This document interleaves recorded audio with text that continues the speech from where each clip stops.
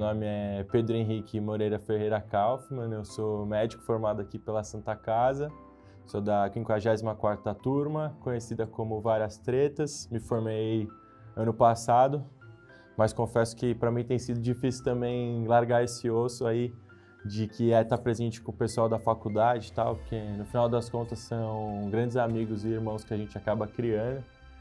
Mas vamos tentar segurar aqui no roteiro, né? Então, primeiro eu agradeço muito o convite do pessoal do Santa Memória, sou um baita entusiasta da iniciativa, acho que pra gente da Santa Casa poder ter um meio de juntar todas essas histórias para enriquecer ainda mais tudo que a gente tem, tudo de história que a Santa Casa tem.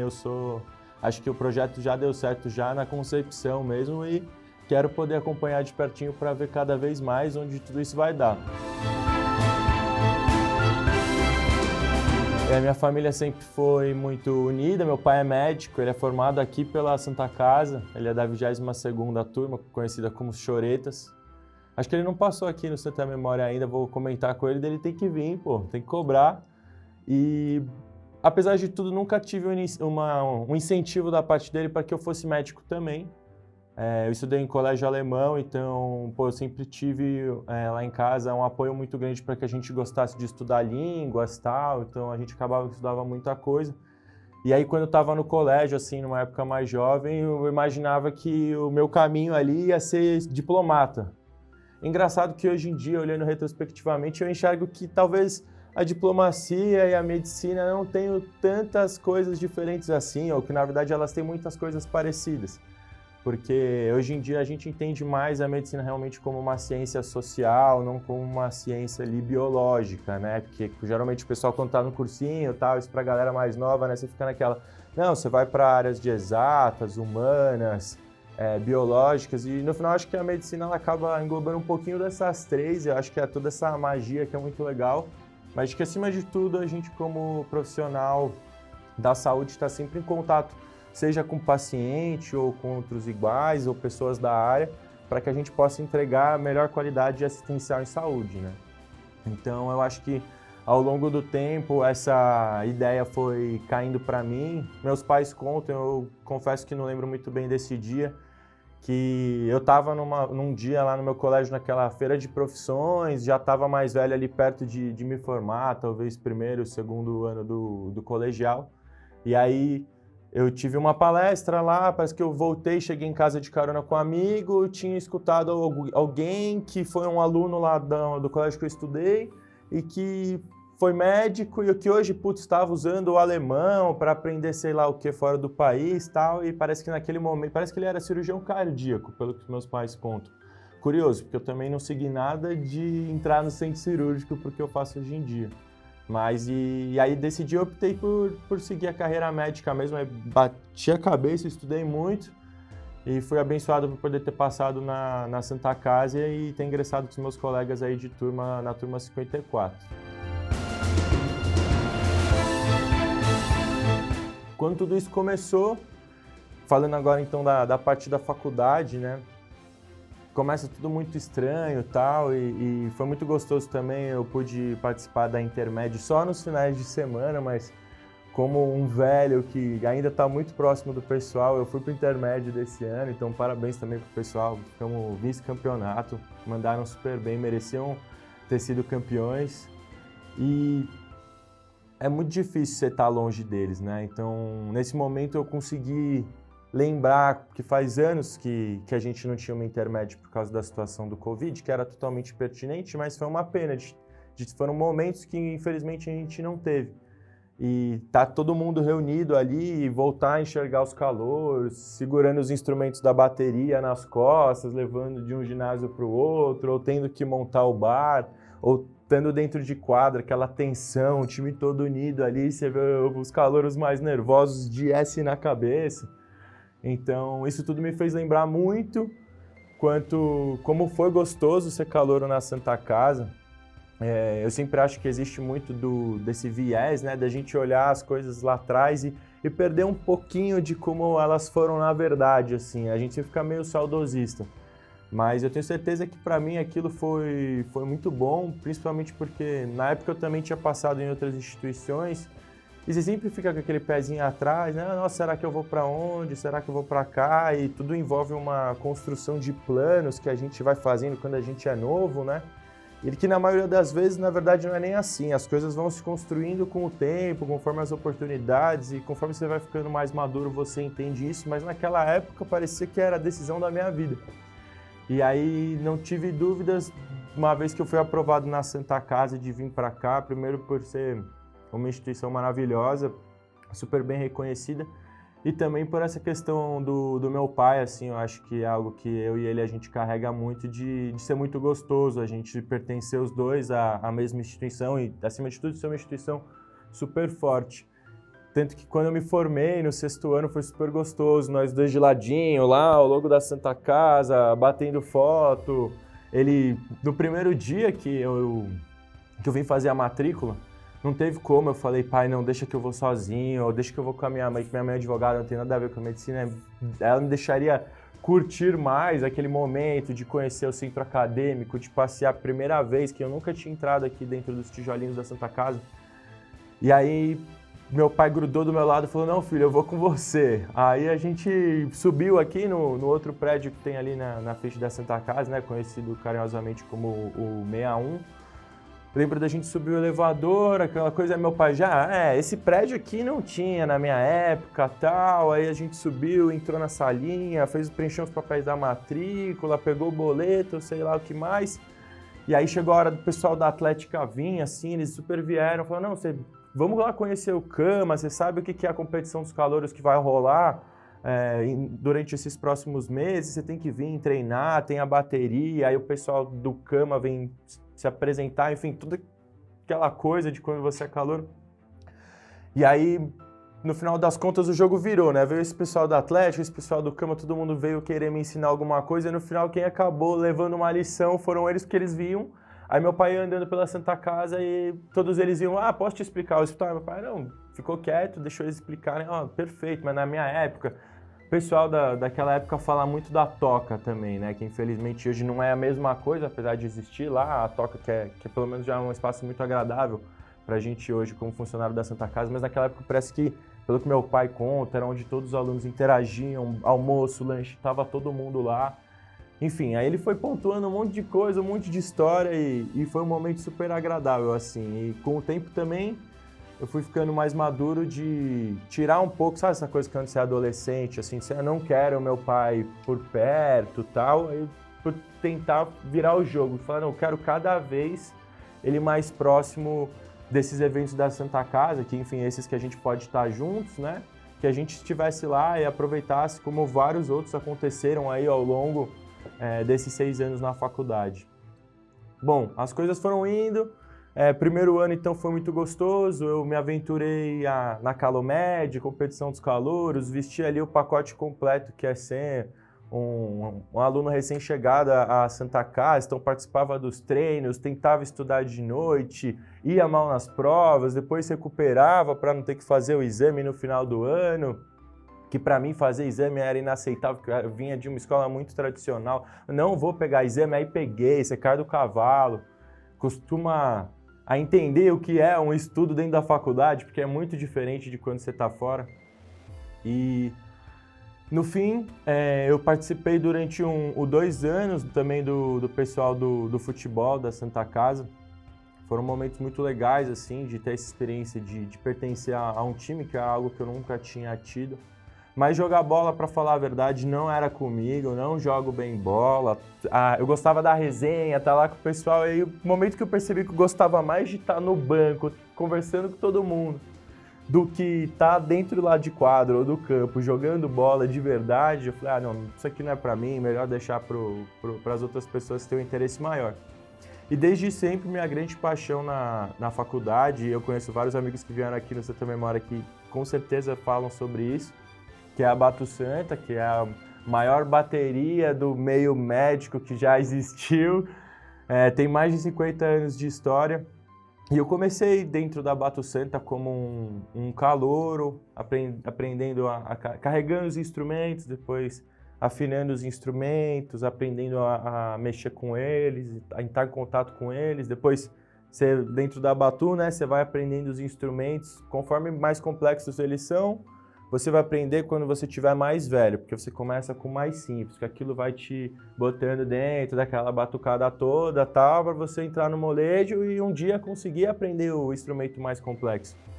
E felizmente tive muita facilidade, então consegui progredir cedo dentro desses instrumentos, até que no segundo ano participei muito, tudo.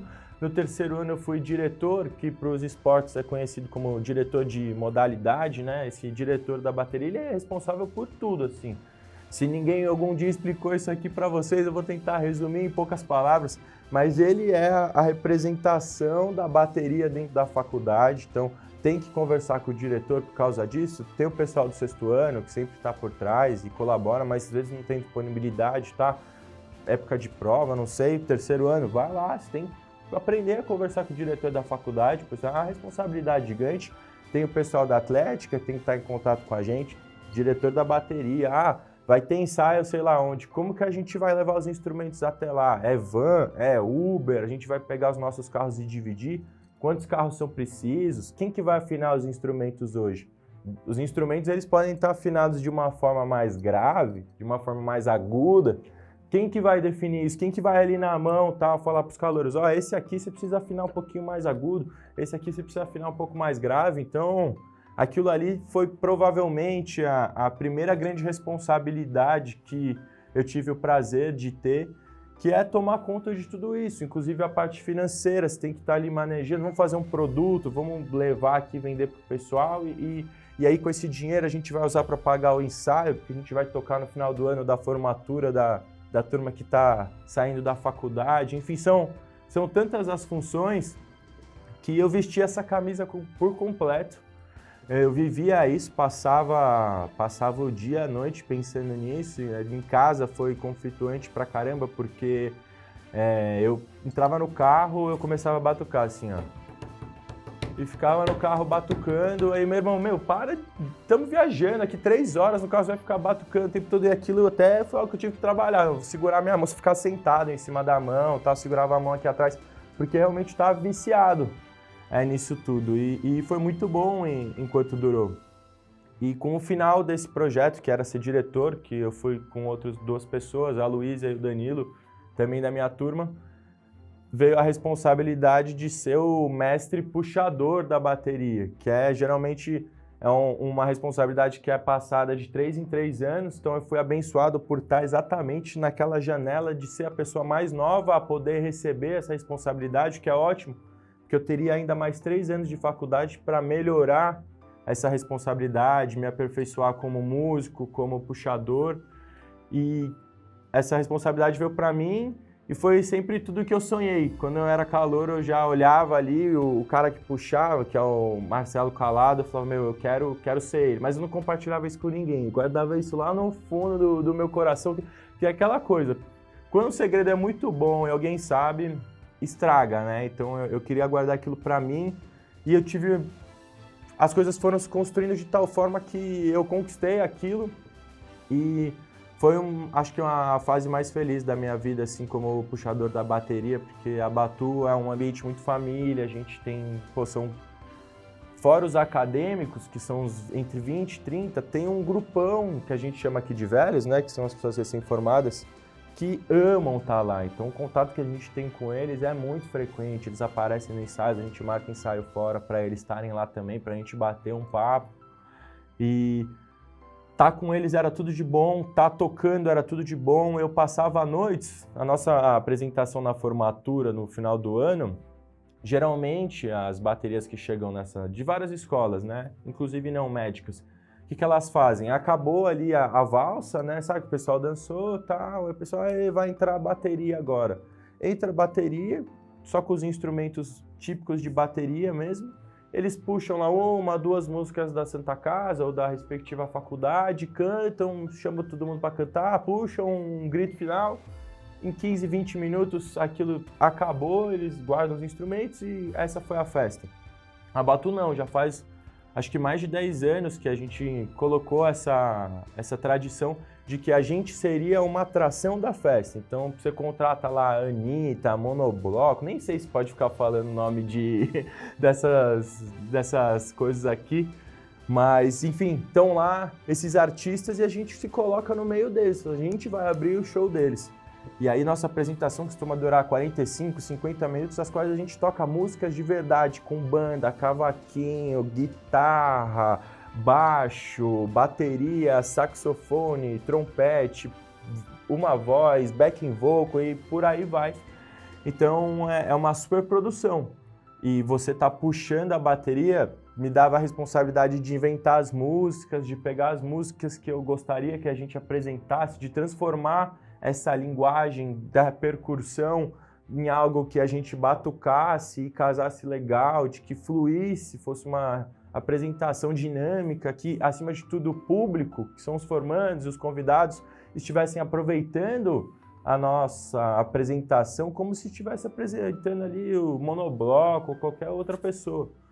Então isso foi muito gostoso e sinto muitas saudades desse momento, tanto que eu acho que até me alonguei demais aqui, mas porque realmente foi uma grande paixão. Hoje em dia, então, as coisas foram fluindo, né? Agora vamos tentar trazer uma conexão já para esse terceiro ponto, de que é o que eu faço hoje, né? E as coisas foram fluindo dentro da Santa Casa, então o quarto ano foi muito legal, o quinto ano começo de internato, né? Vem aquela responsabilidade que você começa a sentir uma cutucadazinha de que você precisa aprender a ser médico de verdade, que essa coisa de que só era fazer uma provinha escrita ali e você passou, ali foi aprovado no final do ano, aquilo vai tendo um valor menor, o que você mais valoriza, na verdade, vão ser suas habilidades técnicas ali e teóricas também, para você, quando estiver na frente de um paciente, pelo menos ter ali um caminho, abrir sua cabeça para ter uma noção básica do que fazer, né? E aí eu optei por estudar muito no quinto e sexto ano, foi um momento que a pandemia apertou bastante também, então essas tarefas que eram principais para mim, que era estar aqui no hospital e inclusive estar junto com a Batu e fora isso também dar um jeito de visitar minha família nos finais de semana, porque sempre fui muito ligado a eles. Tudo isso com a pandemia meio que se perdeu, sabe? Porque a gente não tinha mais os ensaios, então foi meio que até segunda ordem, né? Ninguém sabia como que ia fazer, quando as coisas iriam voltar. Então, nesse momento, eu aproveitei essa oportunidade que a gente passou uns meses em casa e que a gente voltou para o hospital de forma mais lenta. Então, ao invés de vir todo dia das 7 às 7, a gente vinha um dia sim, um dia não, e as coisas foram voltando devagarzinho. Aproveitava esse tempo que eu estava em casa para estudar muito, então foi um momento perfeito para poder aprender bastante coisa.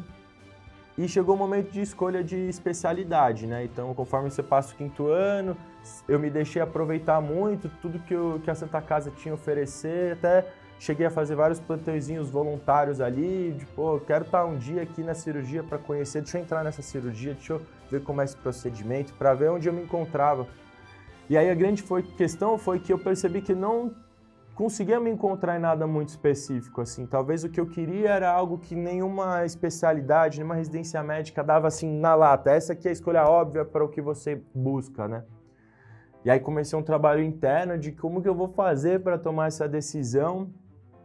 E aí isso tudo se casou com uma paixão muito grande que eu tenho, que é conversar com as pessoas, de que acho que tudo isso também desse ambiente da Batu Santa, de estar muito em contato com o pessoal mais velho, com os mais novos, de ensinar, né? Porque a gente aprende dentro da Batu do mais velho para o mais novo. Então o mais velho sabe tocar e ele não é músico, ele é um médico. E ele vai, te pega na mão e te ensina. Aí quando você tiver aprendido esse instrumento, você vai passar para o mais novo. E, então essa troca, ela existe para sempre dentro da medicina, né? No final das contas é assim que a gente aprende dentro do hospital. O mais velho discute um caso, passa uma lição para o mais novo, pega ali um papel e uma caneta e te explica algo que muitas vezes parece ser super difícil no livro, mas que alguém tem muita facilidade no assunto, resume em poucas palavras, uma, duas flechinhas e aquilo começa a fazer sentido, né? Então, nessa dúvida toda que eu vivia de escolha de especialidade e gostar muito de conversar, e sempre fui muito viciado em podcast, eu falei, acho que tá no momento de eu criar um podcast, né? E a Santa Casa sempre foi muito forte em termos acadêmicos, assim. super bem reconhecida. Qualquer pessoa que você fala, pô, você faz residência lá na Santa Casa, deve ser puxado, parabéns. Ou você é aluno da Santa Casa, parabéns. É uma faculdade que não é fácil de passar, não é fácil de continuar. E a gente tem toda essa produção científica, acadêmica, e a gente sempre teve um pouco de dificuldade de jogar isso para fora, né? De tipo, mostrar para as outras pessoas o quanto a gente conhece, o quanto a gente é bom. Não que isso fosse uma necessidade que a gente precisa se provar para os outros, mas hoje em dia, com o advento de redes sociais, todas essas coisas, é super importante você se posicionar como autoridade, como a Santa Casa é em um monte de assunto. Então eu falei, eu vou criar um podcast. Existem alguns do pessoal da Escola Paulista, do pessoal lá do HC da USP, que falam de coisas técnicas, né? Então nesse primeiro momento eu chamei um professor, falei, professor, vamos fazer um podcast? Eu quero que a gente monte junto um caso clínico, eu e o senhor, e a gente monta esse caso clínico, a gente senta, grava, e aí a gente publica nessas redes sociais de forma a estimular as pessoas para que tenham um raciocínio clínico, né? Aí o professor topou, tal, falou, vamos fazer. A gente chegou a construir um caso clínico, o episódio ia ter duração média de 20 a 30 minutos. A gente ia falar sobre Bactrim, umas infecções oportunistas. Era um caso interessante, mas no final das contas eu acabei perdendo contato com esse professor, eu mandava uma mensagenzinha para ele, ele não me respondia, meio que foi murchando a ideia do projeto, eu mesmo fiquei bem desanimado. Eu falei, nossa, né? E ao mesmo tempo eu percebi que esse modelo de podcast, ele era complicado, porque exigia muito de mim, de que eu sentasse e eu estudasse um tema. Então, fora tudo que eu já estava estudando para a faculdade, para a prova de residência, eu tinha que parar, pegar o computador, estudar um assunto que muitas vezes era pouco relevante, tanto para a prática clínica quanto para a prova, só para a gente poder montar um casinho clínico, né? Aquilo era um investimento de tempo que eu não poderia estar fazendo. E aí percebi que talvez eu tinha que pivotar essa ideia do modelo do podcast, né? E eu percebi que estava logo debaixo do meu nariz o óbvio. Muito mais fácil, então, eu convidar um professor, um colega mais velho.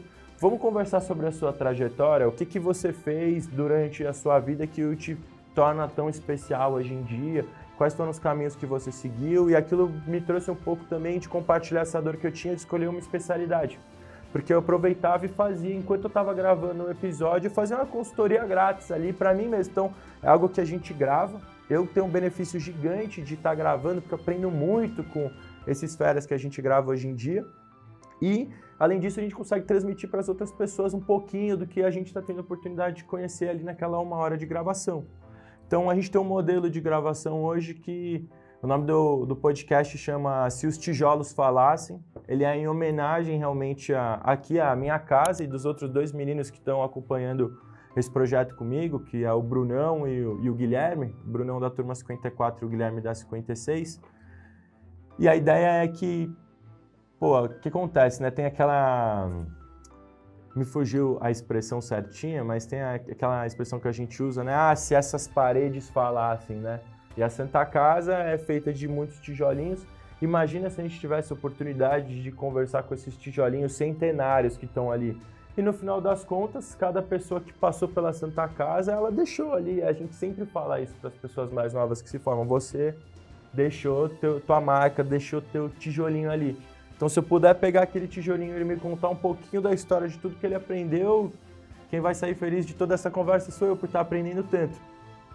Fora também de que a ideia do nosso podcast é que assim, né, e é isso que eu tenho percebido um pouco com essa experiência agora de ser residente de clínica médica, de ter me formado, de estar envolvido no mercado médico de verdade, né, de que a nossa carreira a gente não consegue definir tudo que ela vai ser naquele primeiro momento. Eu vou ser isso, vou abaixar a cabeça e eu vou chegar até lá.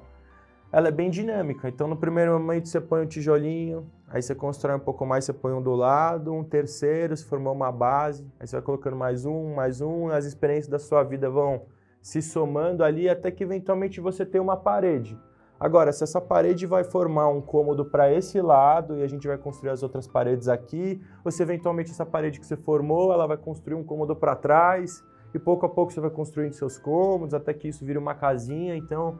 que é um processo dinâmico, né? Então, que cada dia a gente tem que estar colocando ali um tijolinho na nossa história, e isso lá na frente, conforme a gente tiver as oportunidades, a gente vai saber no que vai dar. Então, é um projeto que eu sou apaixonado, a gente está aí nas plataformas já aproveitando aqui para a gente divulgar, a gente está no Spotify, nessas plataformas de áudio, estamos também no YouTube, tem canal de cortes, tem canal completo com todos os episódios. E eu sou apaixonado nisso. A gente hoje em dia chama pessoas, inclusive, que não são ex-alunos da Santa Casa, certo? Convidamos outro dia, tinha o médico do Medina, que fala sobre medicina do surf, tem dermatologista, tem o médico aqui, tinha a doutora Vânia aqui da Santa Casa, fala de medicina aeroespacial, então tem muito conteúdo bacana. E hoje em dia a gente tem estado em contato com essas especialidades que não são tão frequentes, tá? Então minha cabeça, cada dia que sai um episódio, ela sai assim, ó, meu Deus, esse mundo da medicina, ele é muito doido, né? Quantas oportunidades a gente tem de coisas interessantes para fazer. E tudo isso a gente conquista como? Conquista através da conversa, que é um pouquinho do que a gente está fazendo aqui. Por isso que eu acho que esse projeto aqui ele é tão especial. Então, no final das contas, eu fui amadurecendo a ideia, eu optei por prestar clínica médica, que de todas as especialidades que estavam ali na minha frente, me pareceu a que fazia mais sentido, que ia me engrandecer como médico e que eu poderia abrir mais oportunidades para no futuro, visto que eu não tenho nada definido do que eu já quero seguir de carreira. Pelo menos ia abrir ali, eu entrar em contato com um monte de gente, vários setores do hospital, ia poder conhecer muita coisa, né? Então, estou cursando a residência, estou no R1, tem dias que são mais corridos, tem dias que são mais tranquilos, mas eu gosto muito de estar lá, os colegas de residência também são super especiais. Tenho tido a oportunidade de aprender muita coisa com grandes professores que estão aqui dentro da Santa Casa. De planos futuros, confesso que ainda agora estou vivendo esse processo de estar mais uma vez me descobrindo, né? Então o podcast a gente segue firme e forte, postando os episódios, a gente está no 11º episódio. Por vezes é muito difícil conciliar a rotina da residência com a gravação do podcast, mas é aquilo, quando você torna alguma coisa prioridade, você tem que fazer acontecer. Então a gente grava de final de semana pela manhã, o convidado fala que só pode gravar sexta-feira à noite lá no consultório dele, a gente junta todas as nossas coisas, equipamento, tudo, vamos lá até o consultório dele para gravar. Então a gente tem conseguido dar um jeito de manter aí os dois projetos, tenho estudado também durante a residência, enfim, porque no final das contas é esse o objetivo, né? E agora estou com a cabeça aberta para tentar entender aí quais são os próximos passos e talvez muito mais que a Santa Casa hoje em dia também continua me oferecendo de coisas boas, de conhecer gente nova. E tenho certeza de que vai vir, vai ser bom. E eu gosto dessa sensação de se deixar permitir, sabe? Muitas vezes eu pego o pessoal mais novo, você vai conversar com os colegas que estão no 6º ano, que estão nessa de escolha de especialidade e tal. Eu acho super gostoso quando você vê um deles falando, acho que eu vou prestar isso, aquele friozinho na barriga, porque eu gosto de tal e tal e tal. Ou não, eu vou, troquei de ideia.